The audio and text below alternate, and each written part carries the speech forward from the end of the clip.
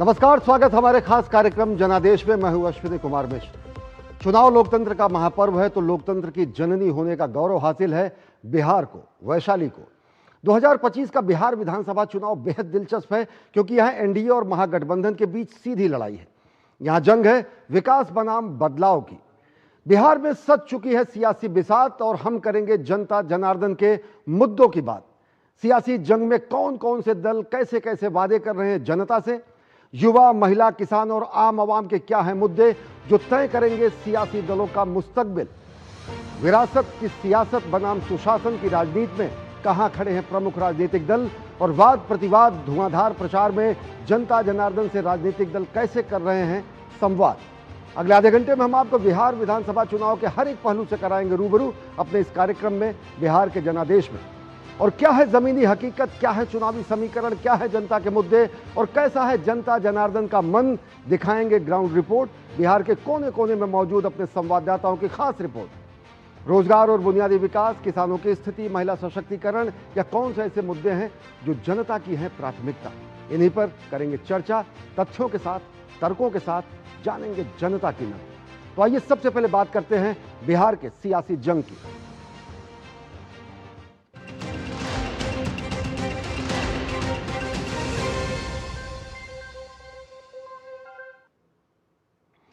बिहार चुनाव में आरजेडी के मुख्यमंत्री पद के उम्मीदवार को एमवाई की चिंता सताने लगी है। सत्ता के प्यार में अंधे तेजस्वी यादव अब वक्फ बिल फाड़कर कूड़ेदान में फेंक देने की बात कर रहे हैं। पंचायत और कचहरी में मानदेय दोगुना करने का राग अलापना उन्होंने शुरू किया है। कुम्हार, बढ़ई, लोहार को 5 लाख के औजार देने की घोषणा की है। क्या है उनके लोक लुभावन वादे, पेश है एक रिपोर्ट। बिहार चुनाव आते ही राजद को एमवाई समीकरण भी याद आने लगा है। बिहार की सियासत में आखिर वक्फ बिल की बात आ ही गई है। बिहार चुनाव से पहले मुस्लिम वोट बैंक को साधने के लिए तेजस्वी यादव ने महागठबंधन की सरकार बनने पर वक्फ कानून को फाड़ने की बात की है। इससे पहले तेजस्वी यादव की मौजूदगी में राजद के एमएलसी कारी शोएब ने वक्फ बिल को फाड़कर फेंकने की बात की थी, जिस पर राजद अब खुद विवादों में फंसती दिख रही है। इन बयानों ने बिहार की चुनावी तपिश को और भड़का दिया है। ऐसे में सवाल उठ रहा है कि राजद जो कल तक विकास की बातें कर रही थी, अब वक्फ बिल पर बयानबाजी की जरूरत आखिर उसे क्यों पड़ गई। जो इन लोगों ने बनाया है, हमारी सरकार बनेगी तो उस बिल को हम लोग कूड़ेदान में फेंकने का काम करेंगे। पब्लिक को गुमराह करने के लिए इस तरह का बयान दिया जा रहा है। ये जंगल राज वालों से और क्या उम्मीद हो सकती है। जानबूझकर इस तरह का बयान देकर मुस्लिम समाज को गुमराह करने के लिए इस तरह का बयान दिया जा रहा है। आरजेडी पूरी तरह से निराश और हताश हो गई है। एक तुष्टीकरण की बात आ गई है। खास करके मुसलमानों को ये लोग बरगला रहे हैं कि हमारे मुसलमान भाई को इन लोग चीट कर रहे हैं। तेजस्वी प्रसाद कह रहे हैं, कर रहे हैं, वो उसका कोई माने नहीं रहता, उस पर कोई विश्वास नहीं करेगा। वहीं चुनाव आते ही नेताजी को फिर से पंचायत और ग्राम कचहरी के प्रतिनिधि याद आ गए। अब उनके मानदेय को दोगुना करने की घोषणा हो रही है। फिर शुरू हुई घोषणाओं की बरसात। पेंशन भी देंगे, बीमा भी देंगे, पीडीएस में हक भी दिलाएंगे। बस सरकार बन जाए तो बिहार में हर पंचायत स्वर्ग बन जाएगी। तेजस्वी यादव नाई, कुम्हार, बढ़ई, लोहार सबको देंगे 5 लाख रुपए के औजार, जिसे बीजेपी जुमला करार दे रही है। तेजस्वी ने किसी का नुकसान नहीं किया, ना ही किसी को तेजस्वी से शिकायत है। बिहार की जनता ने इन लोगों को 20 साल का मौका दिया। हम केवल बिहार की जनता से 20 महीने का समय चाहते हैं, और मुझे पूरा भरोसा है बिहार की जनता पर, अपने मालिकों पर, कि इस बार बदलाव भी होगा और नई सरकार भी बनेगी महागठबंधन की, और मिलकर के नया बिहार हम लोग बनाने का काम करेंगे। राष्ट्रीय जनता दल, कांग्रेस अब जुमलेबाजी करना शुरू किया है, और जुमलाबाजी पर जो है बिहार की जनता विश्वास नहीं करती है। और जिस तरह से नीतीश कुमार, नरेंद्र मोदी जी के समय में बिहार के इमारत को नींव से लेकर के और ऊपर तक की तैयारी की जा रही है, और आज जो बिहार की स्थिति विकसित बिहार की तरफ बढ़ रही है। ये लोकतंत्र है। लोकतंत्र में सिर्फ बोलना इशू नहीं है। ये नीतीश कुमार जी और मोदी जी की सरकार है, ये डिलीवर करती है। ये डिलीवर करके जनता को सीधा संवाद देती है। इसलिए ये बोलने वाले लोग हैं और एक तरफ करने वाले लोग हैं। ये लोग करते हैं मोदी जी और नीतीश जी। वहीं बिहार में जेडीयू के टिकट ऐलान से नाराज बागी रुख दिखा रहे 12 नेताओं को बाहर का रास्ता दिखा दिया है, जिसमें पूर्व मंत्री शैलेश कुमार समेत लगभग 1 दर्जन नेता शामिल हैं। इसमें पूर्व विधायक श्याम बहादुर सिंह और सुदर्शन कुमार के अलावा पूर्व विधान पार्षद संजय प्रसाद और रणविजय सिंह शामिल हैं। निर्दलीय रूप से चुनाव लड़ रहे अपने 11 बागी नेताओं पर पार्टी ने कार्रवाई की है। वहीं विकासशील इंसान पार्टी के प्रमुख मुकेश सहनी को बड़ा झटका लगा है। बिहार वीआईपी के प्रदेश उपाध्यक्ष रंजीत सहनी पार्टी के सैकड़ों कार्यकर्ताओं के साथ भाजपा में शामिल हो गए हैं। बिहार में भ्रष्टाचार को एक बड़ा टूल बनाने की कोशिश हमेशा से एनडीए करती रही है और उसे इस मुद्दे पर कामयाबी भी हाथ लगती रही है। तो वहीं तेजस्वी यादव एनडीए सरकार यानी नीतीश कुमार की सरकार में व्याप्त भ्रष्टाचार की बात सामने लाकर जनता से जनादेश मांगने की कोशिश कर रहे हैं। कैमरामैन मोर मुकुट शर्मा के साथ बिहार से मैं राजेश राज, डीडी न्यूज़ के लिए। तो आपने देखा कि किस तरीके से लोक लुभावन वादे कर रहे हैं तेजस्वी यादव, और इस सबके बीच तेजस्वी यादव ने बेहद विवादित बयान दिया है और वो बयान आया है वक्फ कानून पर। तेजस्वी यादव ने बयान दिया है कि सत्ता में अगर आए तो वक्फ कानून को कूड़ेदान में फेंक देंगे। ये बयान दिया है एक चुनावी रैली के दौरान, कटिहार और किशनगंज में जब वो चुनावी रैली कर रहे थे तब उन्होंने ये बयान दिया है। उन्होंने कहा कि वक्फ कानून को कूड़ेदान में फेंक देंगे। ये बयान कटिहार की रैली में आया है, जैसा कि मैंने बताया। और बिहार में कटिहार, किशनगंज, पूर्णिया, अररिया जिलों में सबसे बड़ी संख्या में अल्पसंख्यक आबादी वहां पर रहती है। ये जो बयान आया उसके कई मायने हैं। शनिवार को इससे पहले आरजेडी के एमएलसी मोहम्मद कारी सोहेब ने भी सेम यही बयान दिया था। इससे आगे भी बढ़कर उन्होंने बयान दिया था। तेजस्वी का ये बयान सोची समझी रणनीति के तहत दिया गया बयान है, क्योंकि अपने एमएलसी के बयान का खंडन करने की जगह उन्होंने मोहम्मद कारी सोहेब के बयान को उन्होंने डिटो किया, उसी का समर्थन किया। और उनका बयान, जो एमएलसी मोहम्मद कारी हैं, उन्होंने कहा था कि अगर तेजस्वी मुख्यमंत्री बने तो सभी बिल, वक्फ बिल समेत, जिसमें वक्फ बिल भी शामिल है, यानी सभी केंद्रीय बिल या कानून फाड़ दिए जाएंगे। ये उन्होंने चुनावी सभा में उनके एमएलसी ने कहा, आरजेडी के एमएलसी ने कहा है। तो अगर देखें तो ये जो बयान है ये सोची समझी रणनीति के तहत दिए गए हैं। इसके कई संवैधानिक स्थितियां हैं। संवैधानिक स्थिति के साथ साथ अगर देखिए तो सवाल ये उठता है कि क्या कोई राज्य संसद द्वारा और राष्ट्रपति द्वारा अधिसूचित किए गए कानून को लागू करने से मना कर सकता है? नहीं, क्योंकि 3 सूचियां हैं, केंद्र सूची, समवर्ती सूची और राज्य सूची। राज्य सूची का कानून राज्य लागू कर सकता है, लेकिन संविधान का अनुच्छेद 245 और 246 संसद के कानून को बनाने का अधिकार देता है। और संसद द्वारा बनाया गया कानून अगर वो संघ सूची का है या समवर्ती सूची का कानून है तो राज्यों को इसे लागू करना होता ही है। लागू न करने के संबंध में बेहद सीमित उनके अधिकार होते हैं। राज्यों को इसे लागू करने के अधिकार बेहद सीमित होते हैं। अनुच्छेद 254 के अनुसार केंद्रीय कानून राज्य के कानूनों पर प्राथमिकता देता है। राज्य का कोई कानून है तो केंद्र के कानून उस पर अधिक प्राथमिक होंगे। 256 अनुच्छेद के मुताबिक राज्य सरकारें केंद्रीय कानून को लागू करने से मना नहीं कर सकती हैं। स्पष्ट तरीके से यह संविधान में लिखा गया है। यदि केंद्र सरकार कोई कानून बनाती है और राज्य सरकार उसे पारित करने के लिए या फिर उस पर पालन न करने के लिए उस पर अधिकार नहीं होता, तब जबकि वो केंद्रीय सूची और समवर्ती सूची में हो। राज्य सूची के विषय अलग होते हैं। तो संवैधानिक स्थिति अगर देखें तो स्पष्ट तरीके से ये है। यानी तेजस्वी यादव का ये जो बयान है, इसके अगर राजनीतिक मायने देखें तो ये तुष्टीकरण की पराकाष्ठा कही जा सकती है, क्योंकि एक विशेष वर्ग को उन्होंने तुष्टीकरण के लिए ये कहा है। तेजस्वी यादव और महागठबंधन ये भी संदेश देना चाहता है कि हम इस तरीके के केंद्रीय कानूनों को लागू नहीं करेंगे, जबकि संवैधानिक स्थिति ऐसी नहीं है। निहितार्थ यह है कि उनके मन में संसद यानी विधायिका और न्यायपालिका का कोई भी सम्मान नहीं है, क्योंकि संसद में अप्रैल में संसद ने वक्फ संशोधन कानून पारित किया था और संसद द्वारा पारित एक कानून जो है संवैधानिक सर्वोच्च, इसकी संवैधानिकता को सर्वोच्च न्यायालय में परीक्षण के लिए कुछ मुकदमे लंबित किए गए हैं। सुप्रीम कोर्ट ने भी इस कानून को खारिज नहीं किया है। वर्तमान स्थिति ये है। अंतरिम आदेश आए हैं, कुछ धाराओं को लेकर अंतरिम आदेश दिए गए हैं। सुप्रीम कोर्ट ने साफ तरीके से कहा है कि कानून को खारिज नहीं किया गया है, अंतरिम आदेश दिया है और इस पर अभी अंतिम आदेश आना बाकी है। यानी कि अभी भी ये मामला सर्वोच्च न्यायालय के विचाराधीन है। न्यायपालिका, विधायिका, राष्ट्रपति द्वारा अधिसूचित कानून को कूड़ेदान में फेंकने की जो बात कही जाती है वो संवैधानिक रूप से संभव तो है ही नहीं, लेकिन एक मैसेज देने की कोशिश है, संदेश देने की कोशिश है लोगों को कि इस तरीके की स्थितियां बनेंगी अगर महागठबंधन की सरकार बनती है। मकसद साफ है तुष्टीकरण, मकसद साफ है न्यायपालिका विधायिका को धता बता देना। वक्त एक छोटे से ब्रेक का, उसके बाद हम जुड़ेंगे अपने संवाददाताओं से। देखते रहिए जनादेश।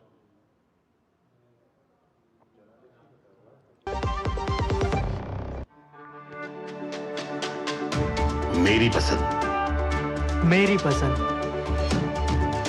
मेरी पसंद, मेरी पसंद,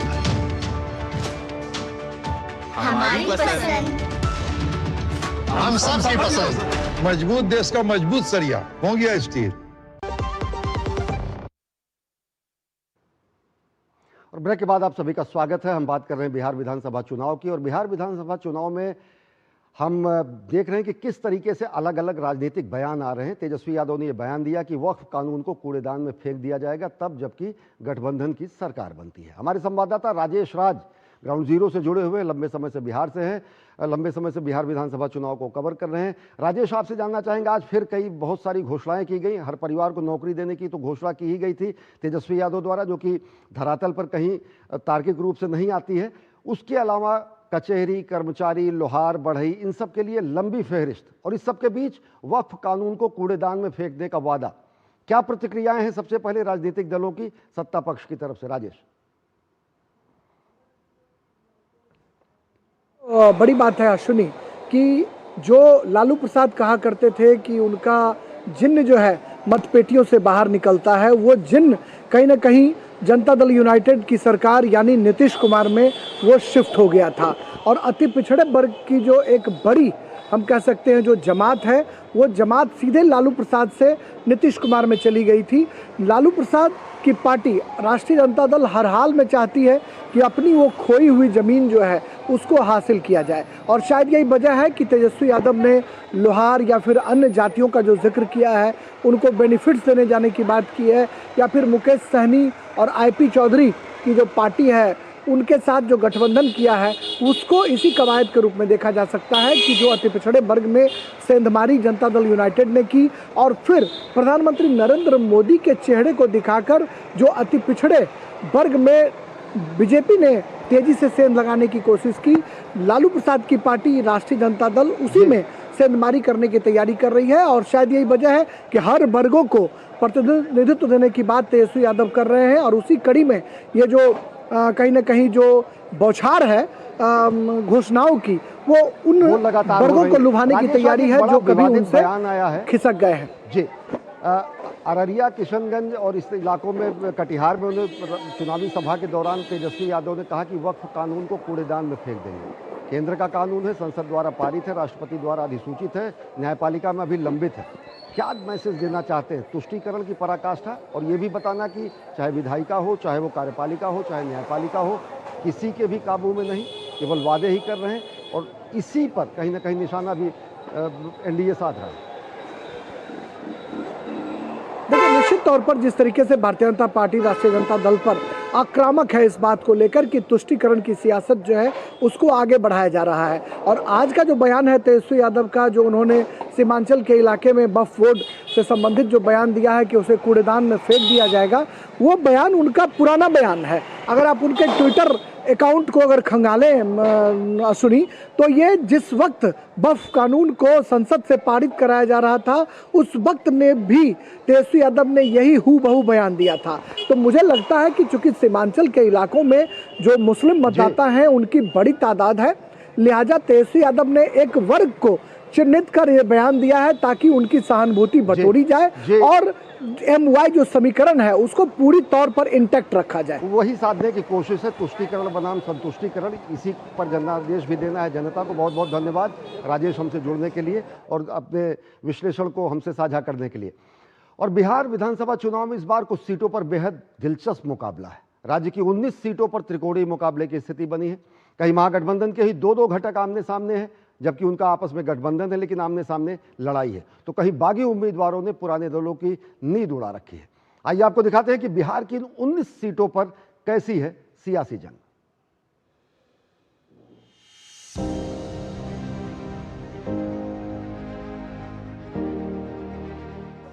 बिहार के चुनावी मैदान में कुछ सीटों पर त्रिकोणीय मुकाबला देखने को मिल रहा है। 19 सीटें ऐसी हैं जहां त्रिकोणीय मुकाबला है।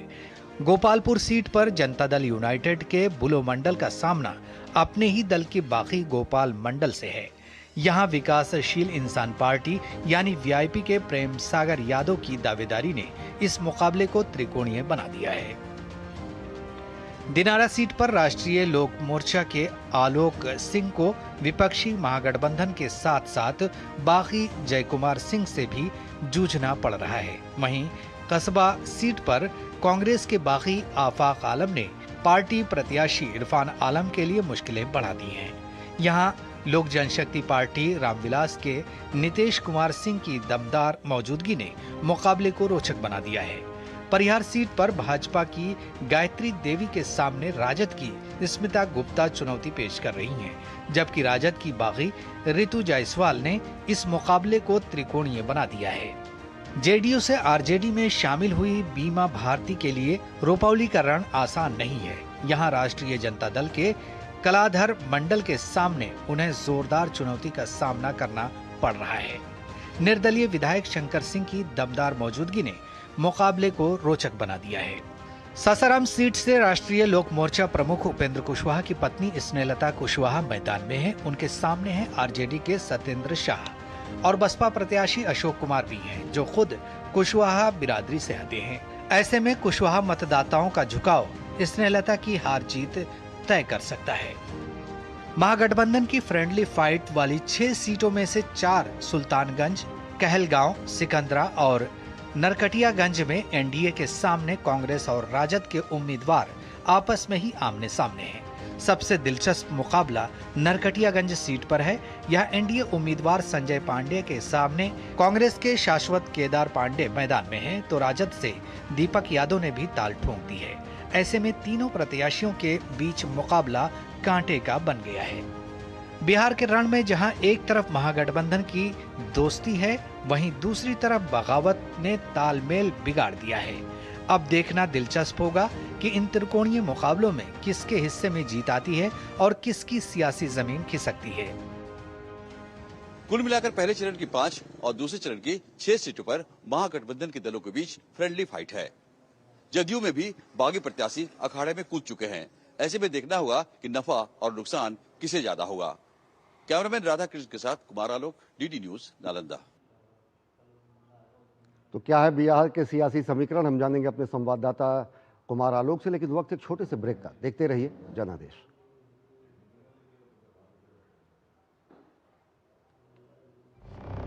जब धरती चीर कर निकलता है लोहे का पत्थर और मिलता है मोंगिया के जोश से, फिर तपता है, पिघलता है और बनता है फौलाद। अब होता है सरिया सारी खूबियों के साथ। मोंगिया स्टील, मजबूत देश का मजबूत सरिया।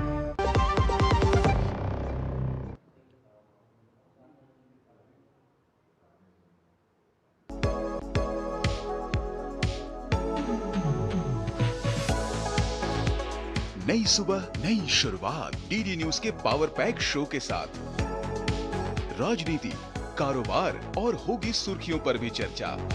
अखबारों की हेडलाइंस, खेल, सिनेमा सहित मिलेगी संपूर्ण खबर। देखिए नया सवेरा, सोमवार से शुक्रवार सुबह 8 बजे। ब्रेक के बाद आप सभी का स्वागत। हम बात कर रहे हैं बिहार चुनाव की। हमारे संवाददाता कुमार आलोक हमारे साथ जुड़ चुके हैं। कुमार आलोक, इससे पहले हमने रिपोर्ट दिखाई कि बहुत सारी ऐसी सीटें जहां पर त्रिकोणीय मुकाबला है और बहुत सारी ऐसी सीटें जहां पर सीधे कम से कम 11 सीटें जहां पर फ्रेंडली फाइट है। कांग्रेस आरजेडी से लड़ रही है, वीआईपी आरजेडी से लड़ रही है, सीपीआई अन्य अपने सहयोगी दलों से लड़ रही है। ये कैसा गठबंधन जिसमें सब आमने सामने लड़ रहे हैं, कम से कम दर्जन भर सीटों की अगर बात करें, और क्या इसका संदेश एकजुटता का संदेश या फिर किसी तरीके का मतदाताओं के मन में ये भी है कि ये अनूठी लड़ाई क्या?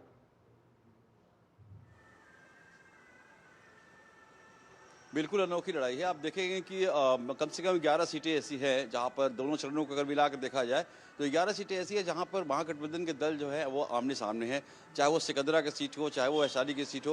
अगर हम महागठबंधन के नेताओं से बात करते हैं, खासकर हमने आज इमरान प्रतापगढ़ी से बात की और कहा कि आप कह रहे हैं कि महागठबंधन बिल्कुल एकजुट है, लेकिन आप सीट शेयरिंग के मामले को लेकर 11 सीटों पर पेच फंसा हुआ है। इसके अलावा और भी बागी प्रत्याशी आपके मैदान में हैं, तो उन्होंने कहा कि नहीं, जाकर एनडीए से पूछिए आपकी वहाँ पर क्या क्या हो रहा है।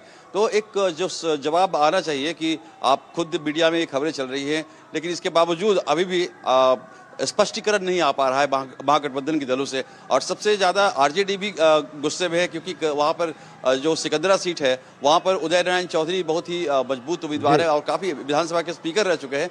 वहाँ भी कांग्रेस ने उनके खिलाफ उम्मीदवार दिया है।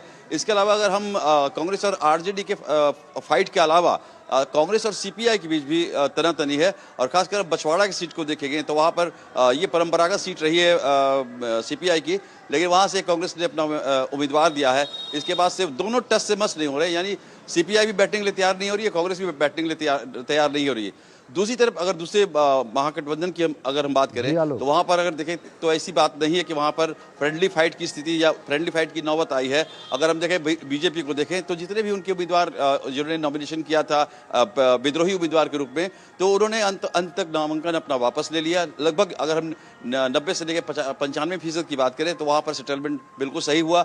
अगर हम जदयू की बात करें तो जदयू में भी विद्रोही उम्मीदवार खड़े हुए हैं, क्योंकि बुलो मंडल भी बहुत बड़े नेता हैं और वहाँ जो जहां से वो चुनाव लड़ रहे हैं उनके खिलाफ जदयू के ही विद्रोही उम्मीदवार खड़े हैं।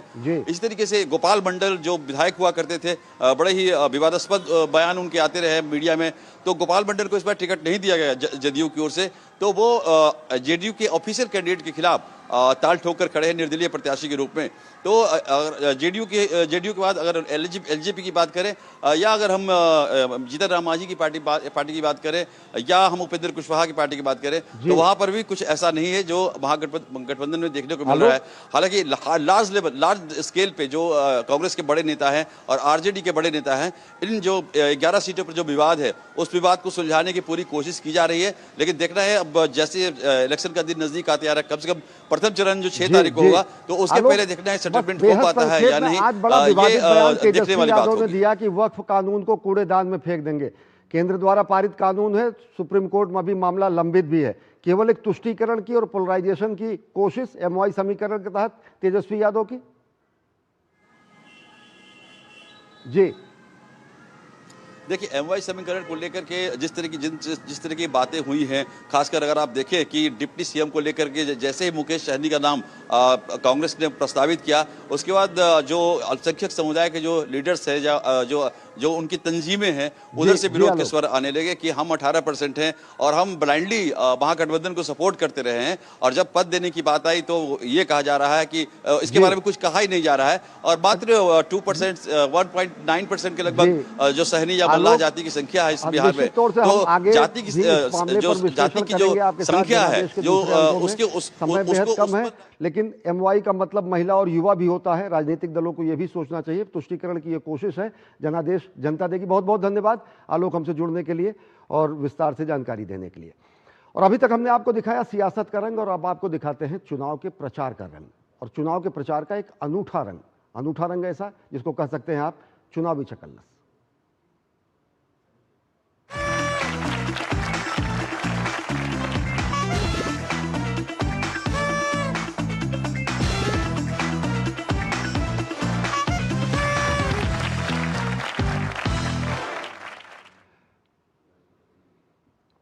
और बिहार में चुनाव प्रचार पूरे शबाब पर है और सभी राजनीतिक दल जनता को लुभाने के लिए दमखम लगा रहे हैं। और इस सब के बीच आरजेडी समर्थकों के सरकार गठन से पहले ही जंगल राज रिटर्न पार्ट 2 का ऐलान हो गया है।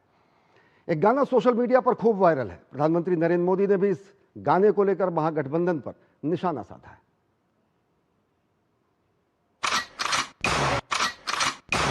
भैया के आवे देश सत्ता में उठा ले सटा के कट्टा घरा से रे। भैया के आवे देश सत्ता में कट्टा सटा के उठा ले घरा से रे। लालू तेजस्वी के समर्थक अभी से गानों के जरिए तमंचे और बंदूक के दम पर घर से लोगों को उठाने और अपहरण की धमकी दे रहे हैं। आरजेडी समर्थकों ने अभी से बिहार में जंगल राज रिटर्न 2 का ऐलान कर दिया है। प्रधानमंत्री नरेंद्र मोदी ने आरजेडी समर्थकों के छर्रा कट्टा पर तंज कसा। पीएम का ये चुटीला अंदाज सोशल मीडिया पर खूब वायरल हो रहा है। ये लठबंधन वाले अभी से आरजेडी कांग्रेस के लोग छर्रा, कट्टा, दूनाली और घर से उठा लेने की धमकी देने लग गए हैं। भाजपा के डिप्टी सीएम विजय सिन्हा ने जाति, भ्रष्टाचार और अपराध को महागठबंधन का मंत्र बताया और इन पर बिहार और बिहारियों को बदनाम करने का आरोप लगाया। कास्ट, करप्शन और क्राइम ये कांग्रेस राजद का मंत्र है। मेरा तो सबका साथ सबका विकास का मंत्र है। ये राजद कांग्रेस के लोग कास्ट, करप्शन, क्राइम के कारण बिहार को बदनाम किया, बर्बाद किया, बिहारी शब्द को गाली बना दिया। अब उससे मुक्ति का जरूरत है। 20 वर्ष की एनडीए की बिहार की सरकार, डबल इंजन वाली सरकार, जो हर फ्रंट पर नाकाम सरकार है, जिसने करप्शन में आज सारे ऑफिसेज में बिना करप्शन के कोई काम नहीं हो रहा है। क्राइम दिन में चलना मुश्किल है। नए नए चुनाव प्रचार के तरीके ने चुनाव को बहुत दिलचस्प बना दिया है। सोशल मीडिया पर इन बयानों का वायरल होना ये दिखाता है कि जनता भी अपने अपने नेताओं के चुटीले बयानों का भरपूर आनंद उठा रही है। टॉप लीडर्स से लेकर नीचे स्तर के बीजेपी और एनडीए के कार्यकर्ता आरजेडी पर कुशासन, करप्शन को लेकर हमलावर हैं, तो वहीं तेजस्वी यादव एनडीए सरकार यानी नीतीश कुमार की सरकार में व्याप्त भ्रष्टाचार की बात सामने लाकर जनता से जनादेश मांगने की कोशिश कर रहे हैं। कैमरामैन मोर मुकुट शर्मा के साथ बिहार से मैं राजेश राज, डीडी न्यूज़ के लिए। और आपको बताएं, इस गीत के गीतकार हैं सौरभ यादव, संगीतकार हैं राहुल यादव, गायक हैं गांधी लाल यादव। भैया के आवे दे सत्ता, उठा ले बे कट्टा, सटा के घरा से रे। अगर कानून का राज होगा तो कानून यही कहेगा, सटला तो गैला बेटा। इस कार्यक्रम में फिलहाल इतना ही। देश और दुनिया की ताज़ा तरीन खबरों के लिए देखते रहिए DT न्यूज़। नमस्कार।